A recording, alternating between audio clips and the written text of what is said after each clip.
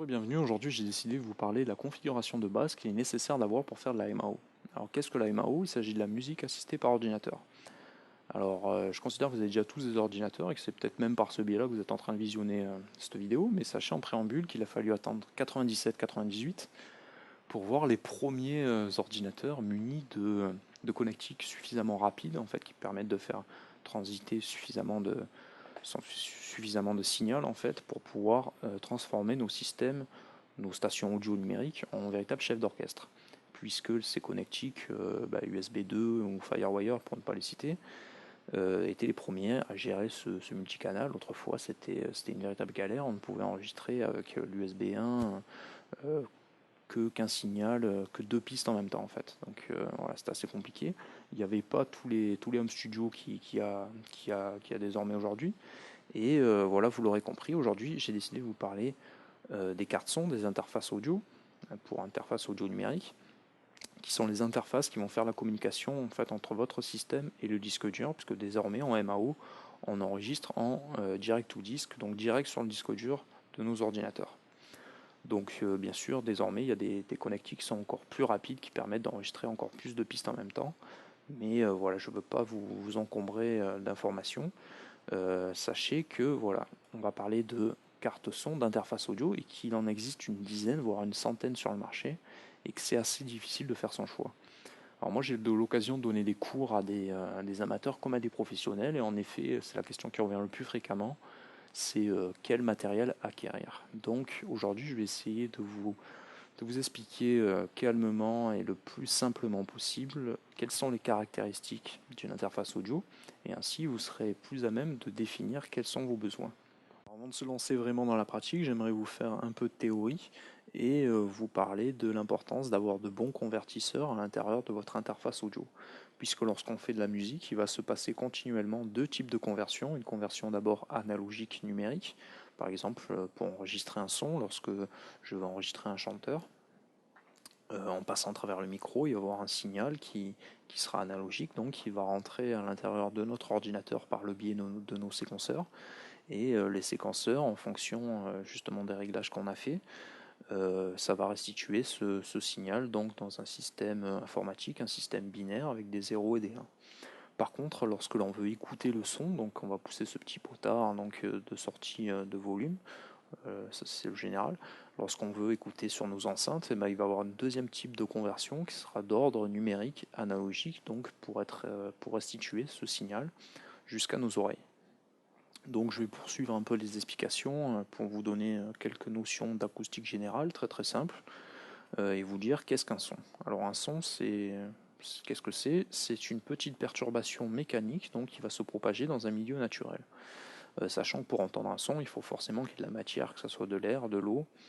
Et par exemple, lorsque je tape dans mes mains, eh ben, l'air ambiant va se mettre à vibrer et c'est ce qui va faire que voilà, il va y avoir une onde sonore qui va se propager donc, dans un milieu matériel. Donc, comme je vous disais, l'onde sonore va taper contre les murs jusqu'à finir par arriver à mes oreilles qui va entendre ce son-là et l'identifier.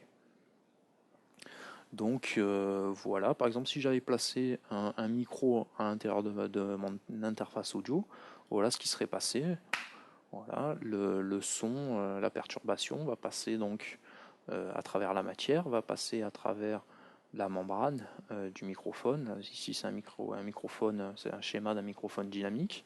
Ça va passer à travers une bobine, à travers un aimant, et le signal analogique va circuler jusqu'à rentrer dans nos séquenceurs. Pour votre culture générale, sachez que le microphone, c'est l'exact inverse ici c'est un speaker, donc un haut-parleur. Donc vous voyez, c'est exactement le système inverse. Donc ça va passer à travers un aimant, à travers la bobine, à travers une membrane pour restituer ce signal.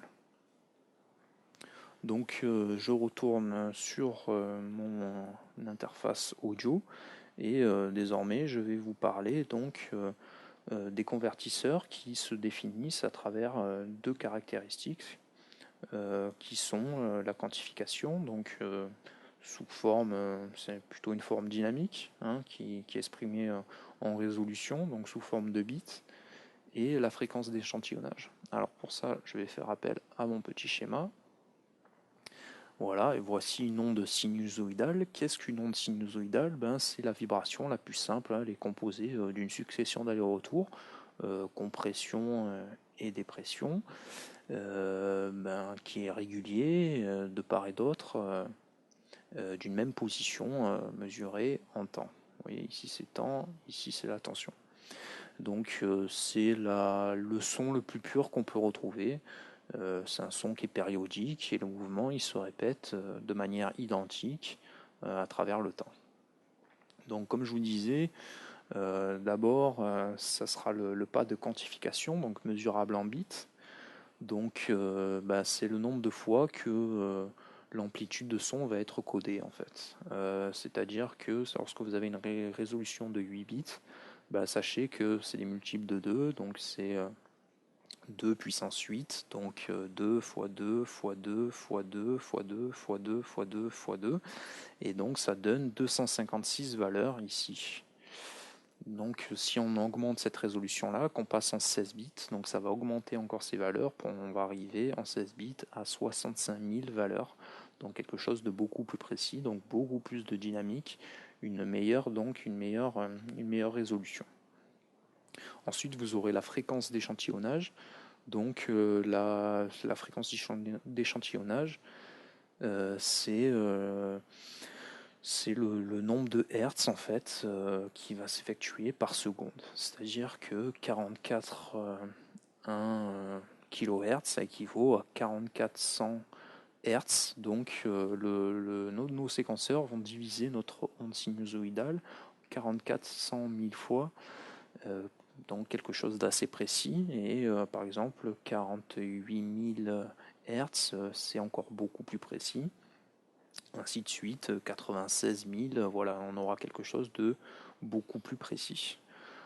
Sachant que, gardez par mémoire que voilà, plus la division va être forte, plus la valeur en bits va être élevée, plus cette forme d'onde convertie en numérique, donc dans un système binaire, va prendre plus de place.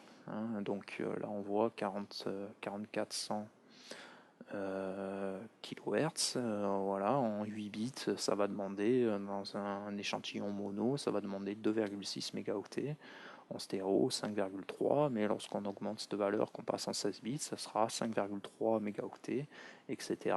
Donc là, une valeur assez forte, dans laquelle il est préférable de travailler. Qu'est-ce qu'on constate? C'est que nos séquenceurs, ça va prendre plus de mémoire en fait à l'intérieur de nos disques durs, donc les séquenceurs vont avoir plus de mal à gérer cet échantillon qui est assez gros, et donc ça va demander plus de ressources à notre ordinateur, donc plus de mémoire CPU. Donc voilà, c'est ce que j'expliquais un peu en préambule, c'est que il y a trois choses très très essentielles en MAO. C'est d'abord l'ordinateur, donc plus il a de puissance, mieux c'est. Ensuite, ça sera les séquenceurs. Le séquenceur, puisque donc il va faire le lien entre l'interface audio et le disque dur. Voilà, je reviendrai dessus par la suite, mais avec un tutoriel bien spécifique. Mais voilà, c'est très très important de savoir ça. Et pourquoi ces résolutions? Voilà, ici je vous l'ai résumé une nouvelle fois. La fréquence d'échantillonnage, je vous le répète, ça détermine le nombre d'échantillons lus par seconde. Donc à 4400 Hz, une valeur de quantification sera donnée ou lue 4400 fois par seconde. Par contre, la quantification qui se mesure en bits, c'est en quelque sorte la résolution du son. Sachez que le standard du CD, la qualité CD, donc c'est 4400 Hz, donc en anglais c'est sampling rate, qui correspond à la fréquence d'échantillonnage, et la résolution, on appelle ça en anglais bit depth, donc la profondeur de ces bits, ça sera 16 bits. Donc ça c'est important de comprendre ça, c'est-à-dire que meilleurs seront les convertisseurs de votre interface audio, meilleur sera le son. Donc conversion analogique numérique, c'est-à-dire que lorsqu'on met un micro ou que on branche par exemple un piano, un synthé, un expander sous forme de rack, et le son sera restitué de meilleure qualité en fait à l'intérieur de nos séquenceurs. Je vais vous expliquer ça par exemple avec un codage 2 bits qui est un codage vous n'aurez pas ce choix-là à l'intérieur de vos séquenceurs, c'est quelque chose de très très bas, mais ça va vous expliquer. Vous voyez, en codage 2 bits, par exemple, le signal analogique, c'est la forme rouge, et voilà ce qui va être restitué à l'intérieur, vous voyez les petits carrés verts, donc ça va vous déformer carrément votre forme d'onde. En 3 bits, c'est un peu mieux, mais vous voyez que c'est toujours pas précis. Donc pensez vraiment à élever au maximum ces valeurs-là. Sachant que lorsque l'on fait des mix ou des enregistrements, on privilégie si l'interface audio le permet, des valeurs les plus fortes possibles pour ensuite passer dans le standard du CD-ROM, sachant que avec vos périphériques audio, je reviendrai dessus par la suite dans d'autres tutoriels, les compresseurs, les equalizers, tout ça, ça va modifier cette forme d'onde. Et c'est important d'avoir une valeur de travail en fait assez élevée pour ensuite basculer dans le mieux possible dans le format du CD-ROM. Alors après la théorie, on va rentrer directement dans la pratique, on va essayer de voir les différentes entrées-sorties qui sont présentes sur le marché, essayer de passer en revue aussi les différents câbles qui existent, et ainsi, lorsque vous aurez une meilleure compréhension de tout ceci, vous serez mieux à même de définir vos besoins et de vous orienter sur telle ou telle interface audio. Donc voici un premier modèle, le modèle Steinberg UR28M. Qu'est-ce que nous voyons ici? Nous voyons qu'il y a deux préamplis, j'imagine que les potards préamplis sont ici, et il s'agit d'entrée combo, donc vous pouvez rentrer directement soit en entrée mic, microphone, donc il y a un micro à l'intérieur, sachant que vous avez une alimentation fantôme. Ici, vous voyez le plus 48V, ce qui signifie que comme les microphones statiques n'ont pas d'alimentation, en fait, ne sont pas reliés au courant directement, vous aurez besoin d'une alimentation fantôme, donc ça sera la carte son qui va alimenter en courant votre micro. Donc ça, c'est intéressant d'avoir ceci. Donc comme je vous le disais précédemment, vous avez deux styles d'entrée, donc soit microphone, ça sera plutôt en XLR. Les XLR, ils sont ici, voilà à quoi ça ressemble, il y a un câble XLR mâle et ici un femelle, sachant que les XLR sont plutôt les connectiques professionnels puisque ça permet un signal qui sera nettoyé en fait de parasites. Ensuite, vous pouvez rentrer aussi en entrée ligne directement si vous avez des synthés. C'est par là donc que vous allez rentrer et vous pouvez rajouter une petite préamplification puisque vous avez deux préamplis dans cette carte son. Voici à quoi ça ressemble. Ici, ça sera la connectique, on va dire semi-pro qu'on va retrouver le plus souvent. Donc c'est un câble 635 et ici on a un câble 3.5 qui est plutôt ce que vous allez retrouver sur vos iPhones, iPod, etc. Mais voilà, c'est toujours intéressant de connaître les deux pour votre culture personnelle. Sachez qu'ici c'est un câble asymétrique puisqu'il n'y a qu'un seul point froid sur ce câble-là, donc ça sera plutôt un câble mono. Donc dans ce cas-là, vous pourrez rentrer, si vous avez besoin d'une préamplification, vous allez rentrer deux câbles mono ici pour brancher par exemple un synthé, qui est bien sûr un synthé forcément stéréo. Si vous n'avez pas besoin de la préamplification, vous avez deux autres entrées ici, vous pouvez rentrer directement à l'intérieur. Alors vous voyez ici, il y a écrit un petit signal IZ, ça vous permet en fait, c'est un réglage d'impédance en fait qui vous permet de rentrer par exemple une guitare, une basse, c'est des instruments comme besoin d'une impédance particulière, donc sachez que vous avez aussi la possibilité ici de le faire. Si c'est pas écrit IZ, ça sera sûrement écrit instrument sur d'autres cartes son en fait, donc il y a souvent les deux appellations. Alors une fois qu'on a passé en revue toutes les entrées, on va passer aux sorties donc vous avez la possibilité de brancher ici, vu que vous avez 6 canaux, vous avez la possibilité de brancher au moins 3 enceintes. C'est intéressant d'avoir pas mal de sorties. Voilà, qu'est-ce qu'on voit ici? On a deux entrées phone, donc casque, Hein, j'imagine que oui, voilà, les potards de préamplification casque sont ici. Ça, c'est intéressant d'en avoir deux. Si vous pouvez en avoir deux, c'est mieux.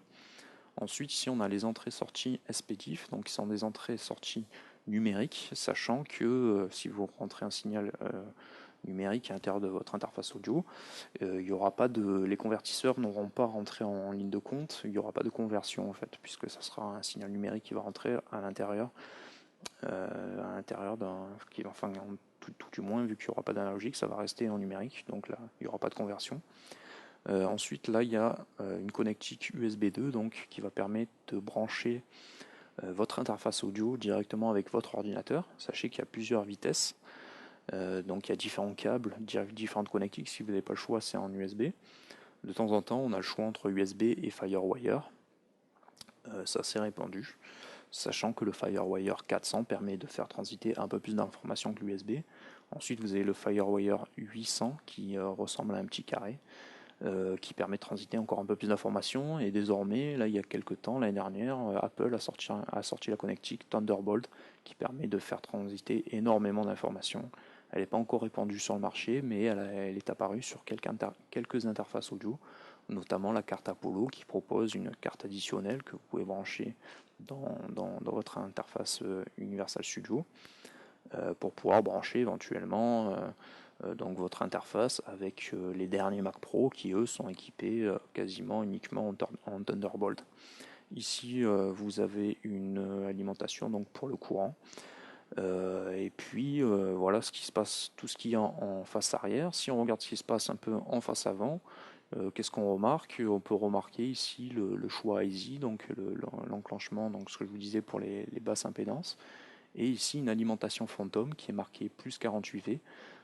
Ça vous servira si vous branchez un microphone. Vous pouvez brancher deux microphones à l'intérieur de cette carte son via les préamplis. Si on active justement ce bouton, ça vous permettra d'alimenter vos microphones statiques. Hein. Les microphones de studio sont souvent des microphones statiques, mais c'est des microphones qui n'ont pas d'alimentation directe, donc ils auront besoin de cette alimentation de votre carte son pour pouvoir être alimentés. Sinon, vous ne pourrez pas vous enregistrer. Voilà, donc après il y aura des potards pour passer d'un réglage à un autre, hein, vu que vous avez plusieurs sorties, vous pouvez brancher différentes enceintes monitoring comme je vous disais et switcher de l'une à l'autre avec une préamplification de sortie générale à cet endroit-là. Donc voilà, je repasse sur les jacks, hein, comme je vous disais 635 3,5, hein, le 635 est le plus répandu. Ensuite, voilà une autre carte son Edge-Roll, hein, encore une fois. Ces deux modèles sont plutôt pour les chanteurs, puisqu'il y a très peu d'entrées en fait, ou bien pour les compositeurs qui font de la MAO, mais qui restent souvent en MIDI, qui n'ont pas une multitude de synthétiseurs à brancher à l'intérieur de leur interface audio. Donc ça, c'est plutôt des modèles plutôt nomades, hein, puisqu'ils peuvent se transporter assez facilement. Et je ne dirais pas débutant, mais voilà, ça reste au niveau entrée-sortie adapté à des gens qui n'ont pas besoin, la nécessité en fait d'avoir énormément de routing à faire. Donc qu'est-ce qu'on trouve à l'intérieur? De nouveau une entrée combo, donc soit XLR, soit jack. Ça c'est intéressant d'avoir les deux. Une préamplification mic. Hein, là il y a un petit voyant qui s'allume dans le cas précis où vous en aurez besoin. Vous voyez un truc basse impédance si vous voulez brancher une guitare, donc il semble qu'il n'y en ait qu'un seul relié sur l'input numéro 2, donc c'est à cet endroit là qu'il faudra le brancher. Voilà, donc après une entrée, vous avez une seule entrée casque, ça peut suffire dans pas mal de cas. L'alimentation fantôme, voilà, je vous en parlais tout à l'heure, voilà, qui s'allume ici, le voyant ici, mais le potard est à l'arrière. On voit que cette carte est branchée en FireWire 400, hein, ça ressemble à ça le FireWire 400, et il me semble que c'est un FireWire 800 aussi qu'on voit à cet endroit-là, même si la connectique me paraît un peu petit. Vous avez de nouveau des entrées-sorties digitales, hein, digitales aussi ici à cet endroit-là. Mais la différence avec la carte précédente, je vous ai montré cet exemple pour vous montrer l'apparition d'une entrée-sortie MIDI, sachant que les anciennes machines, le MIDI c'est un protocole d'information qui permet de faire transiter des informations de l'un à l'autre. Donc pour le MIDI c'est assez intéressant.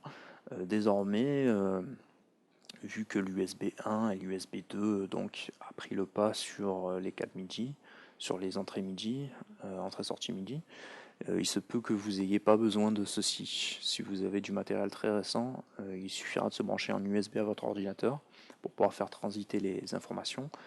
Et donc pour faire transiter les informations d'un clavier maître, par exemple, un clavier maître qui ne possède pas forcément du son à l'intérieur, donc par exemple vous avez juste besoin de transmettre des informations lorsque vous appuyez sur une touche.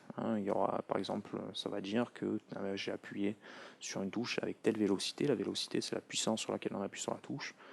Et par exemple, telle note dans telle octave. Voilà, ces informations-là qui ont transité entre l'ordinateur et votre matériel.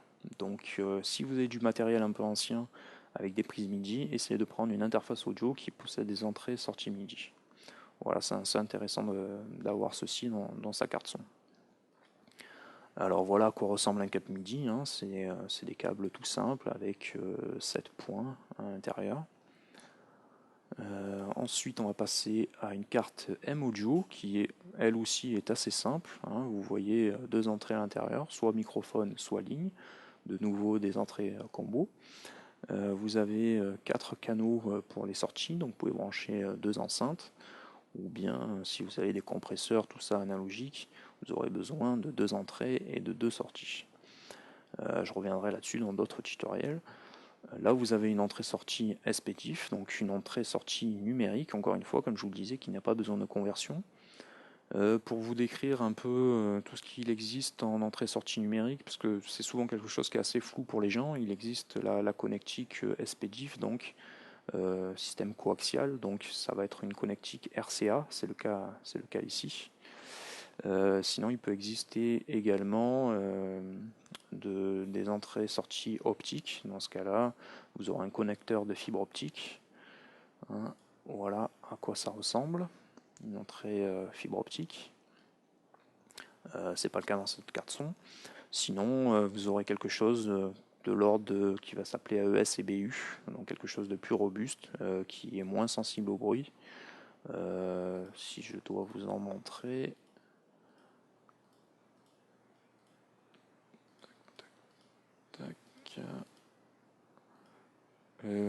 J'en ai pas, mais il s'agit de câbles XLR, comme je vous l'ai montré précédemment. Voilà, ensuite vous avez aussi une connectique ADAT, sachant que l'ADAT c'est un câble qui permet de faire transiter 8 canaux via un fibre optique. Et il y a différentes appellations en fait parmi les câbles qui permettent de faire transiter 8 canaux. Vous avez soit l'ADAT, qui est plutôt le format propriétaire de la marque Alesis. Sinon, vous avez le TDIF, qui est plutôt le format de la marque Tascam. Et vous avez le RBU de la marque Roland. Voilà. Bon, sachez que c'est à chaque fois des entrées-sorties numériques et qui permettent de faire transiter plus ou moins d'informations. Le RCA, les câbles RCA, c'est des câbles classiques, à mon avis, vous savez déjà tout ce que c'est, vous les avez déjà tous vus. Voilà, c'est des câbles plutôt bas de gamme. Après, vous allez passer par les connectiques XLR qui sont plus robustes, qui permettent de séparer un peu les bruits parasites. Et ensuite, vous avez la DAT, le TDIF, le RBU qui permettent de faire passer 8 canaux, donc c'est quelque chose de vraiment professionnel.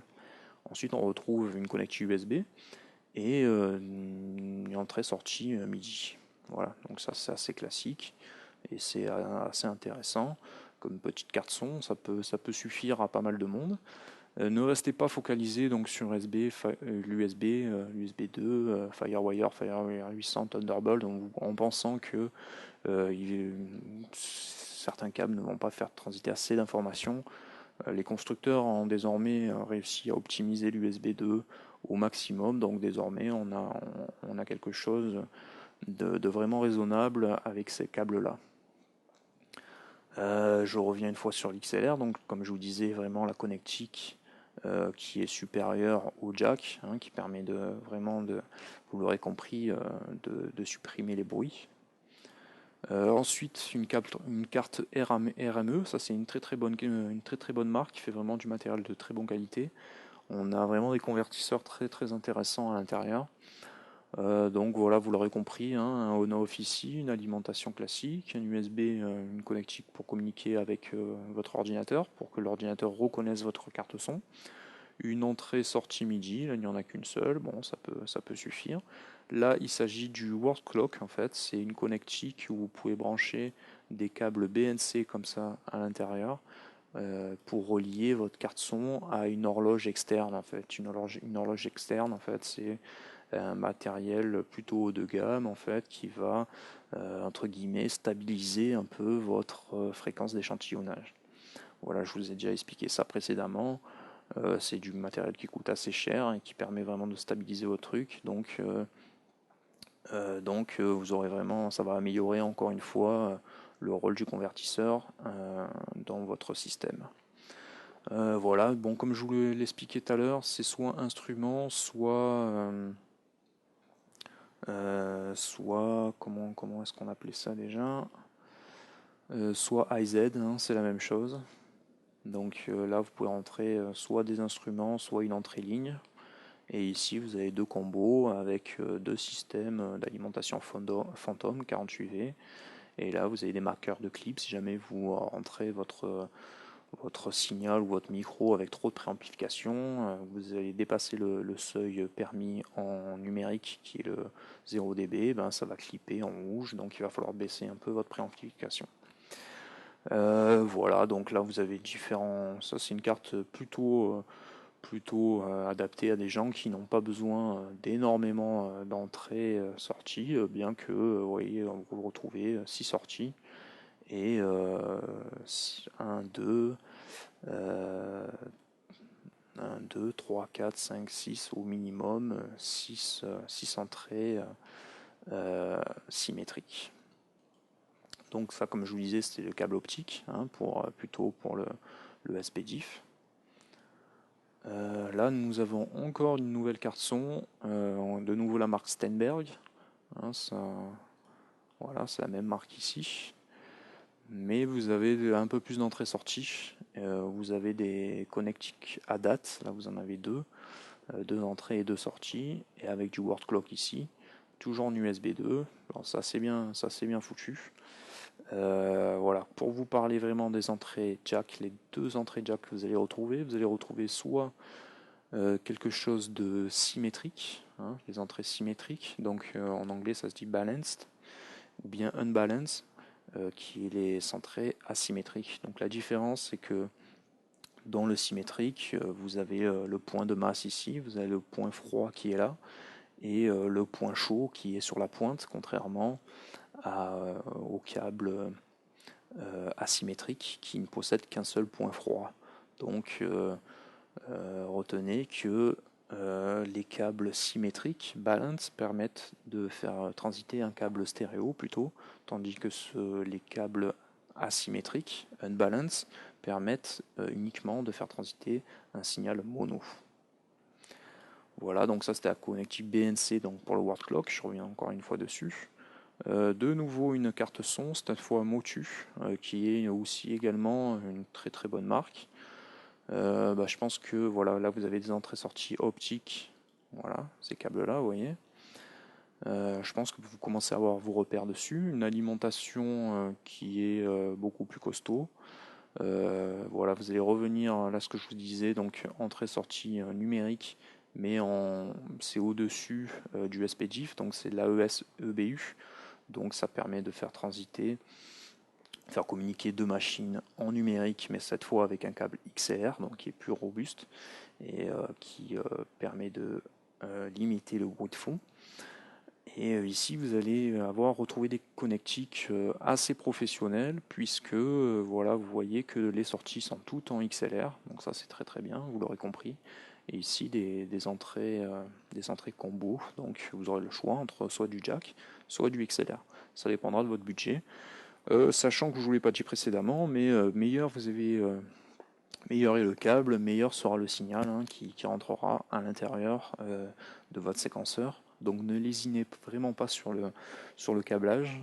J'essaierai de vous faire un tuto sur les marques de câbles qu'il est préférable d'acheter parce que c'est assez important. Voilà, donc Et deuxième petit truc, on essaie à l'intérieur de nos racks ou dans notre installation de séparer les alimentations, les câbles d'alimentation avec les câbles jack ou XLR parce que justement ça peut ramener un peu de bruit de fond, on peut ramener un peu de magnétisme, donc c'est jamais très très beau. Et là on voit la communication qui faisait deux câbles Firewire, donc c'est assez intéressant d'en avoir deux, sachant que voilà, vous pouvez reconnecter un deuxième appareil également Firewire. Donc ça peut faire un office de hub,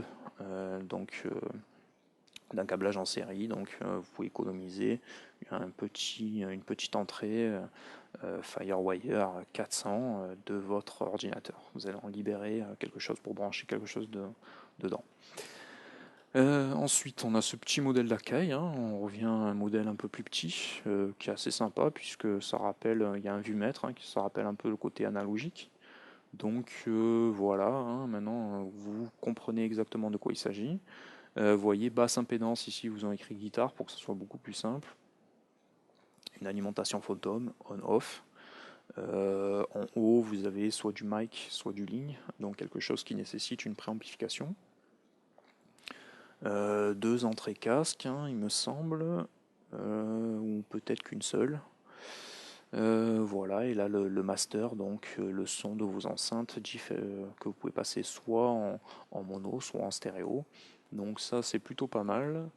Voilà, une carte Roland là qui est plutôt qui est assez esthétique, hein. Vous retrouvez pas mal de réglages en face avant. Vous voyez que c'est plutôt bien foutu. Et ça, essayez de penser, essayez d'acheter dans la mesure du possible une carte qui soit esthétique et qui puisse rentrer dans votre environnement, parce que là on va rentrer dans la notion de workflow. Ce qu'on appelle le workflow, ben, c'est le fait d'être sur son bureau pour travailler et d'être à l'aise, de ne pas être parasité justement par le fait que voilà, vous allez être dérangé par, enfin, votre esprit va se perdre dans différentes tâches. Là, vous voyez que vous êtes sur un bureau assez épuré, donc forcément, ça va vous pousser à travailler, vous serez plus serein. Donc ça c'est important de comprendre ça.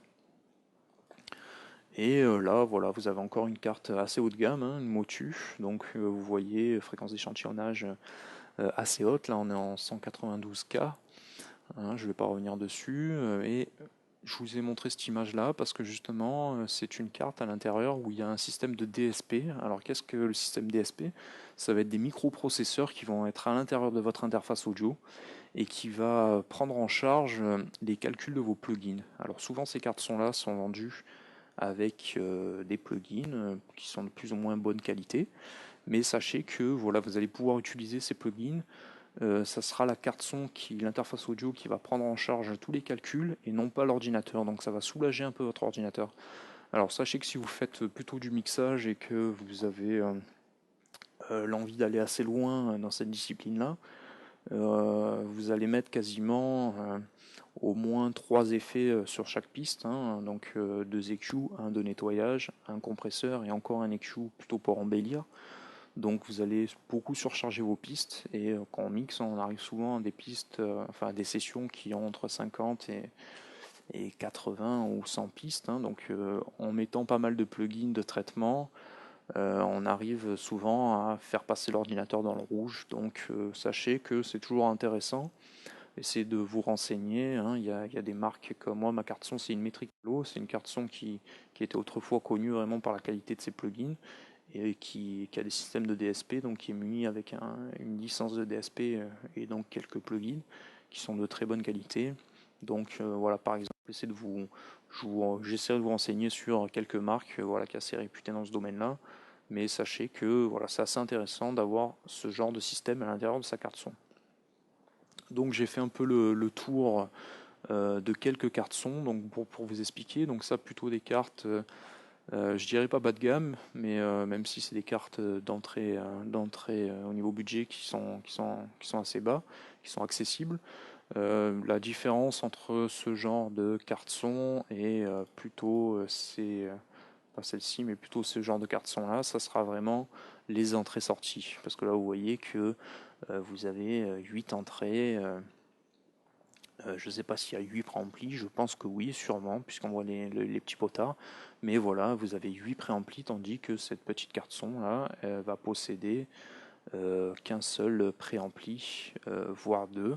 Mais voilà, ça dépend vraiment de l'usage que vous en avez. Si jamais vous avez beaucoup de machines analogiques, hein, en matériel, c'est bien d'avoir plusieurs entrées-sorties. Par contre, si vous n'en avez pas la nécessité, ben, essayez de partir plutôt sur une petite carte son qui a des entrées-sorties plus limitées, mais voilà, essayez de mettre le prix pour avoir des très bons convertisseurs avec très peu d'entrées. Là, ça va réduire le prix de la carte son et vous aurez vraiment du matériel de très très bonne qualité. Vous pourrez vraiment prétendre à sortir du son pro de ces cartes son-là, hein. Ce n'est pas le nombre d'entrées-sorties qui font la qualité de la carte. C'est plutôt, moi je mettrais vraiment l'accent sur la qualité des convertisseurs. Puisque bon, c'est bien beau d'avoir plein d'entrées, mais si le signal qui rentre à l'intérieur de votre séquenceur est plus ou moins dégradé, n'est pas optimal, ben vous comprendrez que voilà, c'est un coup d'épée dans l'eau.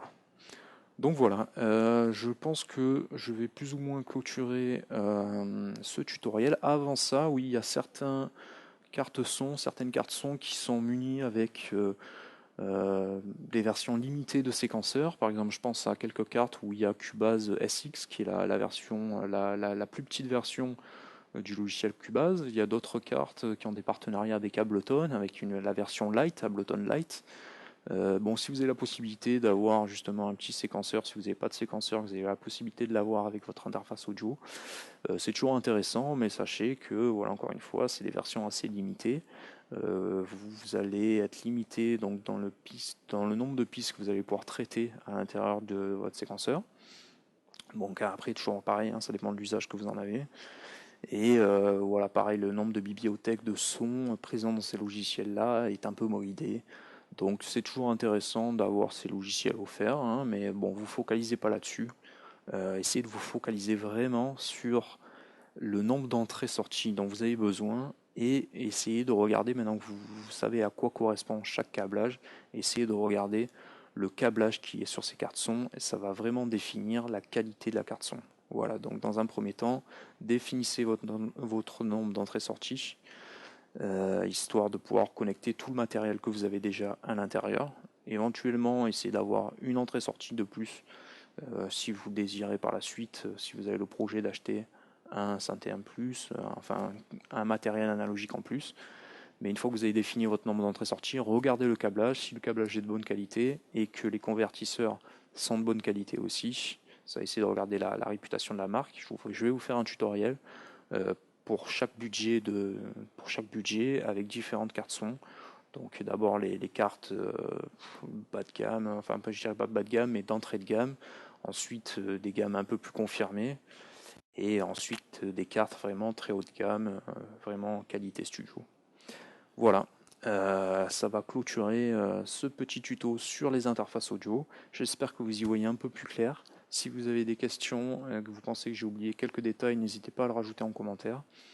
Et je vous dis à bientôt pour un autre tutoriel qui sera plutôt dédié sur les différentes cartes son. Donc je vais vous guider pour savoir quelle ou quelle carte vaut le coup. Voilà, à bientôt. J'allais vous quitter sans évoquer deux petits points qui sont assez importants. Le premier point est plutôt anecdotique. Sachez que les cartes son, certaines cartes son ont la possibilité de se chaîner entre elles. C'est-à-dire que c'est intéressant lorsque voilà, vous avez une utilisation studio, moins pour les compositeurs, parce que vous n'avez pas besoin justement de temps d'entrée-sortie que ça, hein. À la limite, ça ne sert à rien d'avoir deux cartes son chaînées entre elles avec très peu d'entrée-sortie. Il vaut mieux une carte son directement avec beaucoup d'entrée-sortie. Mais sachez que voilà, lorsque vous faites une utilisation studio, que vous avez besoin de, je sais pas moi, 32 64 pistes par exemple avec beaucoup de périphériques branchés simultanément et que vous avez déjà une carte son de bonne qualité avec de très bons convertisseurs, bah ça serait plutôt intéressant de chaîner une deuxième carte son, la même carte son, d'avoir deux cartes son, on peut aller jusqu'à 3, jusqu'à 4 cartes son souvent. Et voilà, ça va vous permettre en fait de garder les mêmes convertisseurs, donc ça c'est intéressant, vous aurez la même conversion et en mixage c'est plutôt intéressant de conserver la même couleur. Donc voilà, je referme cette parenthèse pour évoquer maintenant le cas de la latence. Donc vous allez voir souvent dans les caractéristiques de carte son cette notion de latence. Alors qu'est-ce que la latence? Eh ben, ça va être le moment, par exemple si j'appuie sur une touche sur mon clavier maître, eh ben, il va parfois, lorsque la latence est élevée, il va se passer un certain temps entre le moment où j'appuie sur la touche et le moment où le son va revenir à mes oreilles. Donc ça, c'est plutôt intéressant de comprendre ça justement lorsqu'on fait un peu d'enregistrement, c'est-à-dire que si j'ai un chanteur en face de moi dans ma cabine et que je lui ai placé, j'y ai fait un départ de casque et qu'il a le casque sur les oreilles, si se met à chanter, si la latence est trop forte, il va s'entendre avec quelques millisecondes de décalage et ça va le perturber en fait puisqu'il va avoir comme un écho dans ses oreilles. Donc dans ces cas-là, dans nos séquenceurs, il va y avoir une option qui va permettre, une option de buffer en fait, qui va permettre en fait d'abaisser cette latence. Donc vous voyez, vous avez un petit schéma, hein, et ici, voilà, si vous mettez un temps de buffer assez bas, ça va avoir pour effet de réduire la latence, mais par contre le problème c'est que voilà, unhappy CPU, c'est que votre ordinateur va faire un peu la gueule, c'est-à-dire que vous allez consommer, vous allez lui demander plus de ressources en fait, donc l'ordinateur va finir par saturer si jamais vous allez dans des réglages plutôt excessifs. Et en opposition à cela, lorsqu'on augmente les réglages de buffer, eh ben le temps de latence va augmenter, mais voilà, ça va demander moins de ressources à l'ordinateur. Donc dans un premier temps, tout dépend de l'utilisation que vous en avez et tout dépend de la capacité de votre ordinateur. Si vous avez un ordinateur très puissant, vous allez pouvoir faire abaisser un peu plus la latence. Et ça va dépendre de l'usage que vous en faites, parce que bien sûr, voilà, si vous faites de l'enregistrement, vous allez mettre un temps de latence plutôt bas pour que le chanteur ou le musicien soit à l'aise. Et par contre, si vous faites du mixage, vous n'avez que faire du réglage de latence, puisque vous n'enregistrez pas de son. Et dans ce cas-là, vous pouvez augmenter ce buffer-là pour pouvoir alléger votre ordinateur, puisque en mixage, on a tendance à mixer un nombre incalculable de pistes en même temps, avec souvent beaucoup d'effets sur ces pistes-là. Donc, ce dont on a le plus besoin à cet instant T, c'est justement d'avoir un ordinateur qui tourne bien, qui ne va pas saturer. Voilà, donc ça c'est bien évoqué ici. Hein, vous voyez, lorsqu'on essaie d'enregistrer quelqu'un, il va y avoir une première conversion, comme je vous l'ai expliqué précédemment, analogique numérique, un premier temps de latence pour entrer dans notre interface audio, encore un petit temps de latence pour entrer dans notre séquenceur. Hein, après, on verra qu'à l'intérieur de nos séquenceurs, justement, on va pouvoir régler cette latence-là, mais sachez qu'il y aura systématiquement, en fonction de la qualité de convertisseur et d'autres réglages qui peuvent être liés par exemple à vos drivers, hein, sachez qu'à chaque fois ça va rajouter quelques millisecondes et ainsi de suite. En sortant du séquenceur, il va y avoir une conversion numérique analogique qui va rajouter également de la latence jusqu'à revenir soit dans votre casque, soit dans votre cabine lorsque vous écoutez le son sur vos enceintes. Donc pour rentrer en situation, je vais vous offrir Ableton Live. Vous allez aller dans Préférences. Préférences, c'est dans Fichier. Alors sur Macintosh, c'est plutôt dans Live et Préférences. Voilà. Le raccourci, c'est pomme V. Donc CMD sur vos claviers plus virgule. Pardon, pas V, c'est virgule. Hein. Et voilà, vous voyez le réglage de latence qui est ici avec vos réglages que vous allez faire. Alors là, j'ai un réglage de buffer, en fait, buffer ou de sample, qui est très très bas. Donc vous voyez que mon ordinateur, il est en train de tourner à 2-3%. Donc pour l'instant, sans rien avoir fait, mon ordinateur commence déjà à peiner. Bon, on est à 3%, j'ai un ordinateur assez puissant, donc ça va, je suis relativement à l'aise. Et vous voyez qu'il y a une latence de 2,53 millisecondes en entrée et 3,70 en sortie. Par contre, lorsque j'augmente ce réglage de buffer, hein, donc voilà ce qui se passe. L'ordinateur il revient à 0, donc tout va bien pour lui. Par contre, le temps de latence a beaucoup augmenté. Alors sachez que maintenant il y a des compensateurs de latence à l'intérieur de nos séquenceurs, donc vous allez pouvoir régler ces réglages-là pour pouvoir compenser tout cela, donc ce n'est pas si important que ça. Donc je vais sortir d'Ableton et je vais vous montrer la même chose dans Pro Tools. Voilà, dans Pro Tools, il faudra aller dans Configuration, aller dans le moteur de lecture. Depuis la version 10, il me semble, Pro Tools est en français. Avant, c'était Playback Engine, hein, si je ne vous dis pas de bêtises, avec un réglage buffer. Et désormais, vous voyez, ils ont appelé ça taille de la mémoire tampon matériel. Donc voilà, un réglage très bas, très peu de latence, mais l'ordinateur va avoir un peu plus de mal. Et un réglage très très haut. ça va être l'inverse, ça va soulager, ça va augmenter la latence, mais ça va soulager l'ordinateur. Voilà, et là vous avez, comme dans Ableton Live, un compensateur de ce délai-là que vous pouvez appliquer. Voilà pour la latence. C'est assez important de vous parler de tout ça.